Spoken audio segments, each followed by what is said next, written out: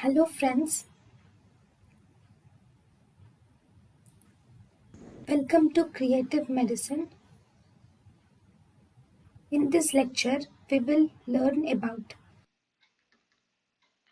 Which of the following is true about thiopentone sodium? Thiopentone sodium is 1. Acidic. A option acidic. No, actually thiopentone sodium is alkaline.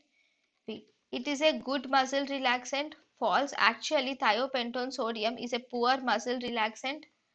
It produces analgesia. No, actually the thiopentone sodium is not an analgesic agent. It is an anti-analgesic agent. The depth of the recovery of anesthesia, the depth of anesthesia increased rapidly with recovery. Yes, the depth of anesthesia is increased rapidly with rapid recovery. This is true statement.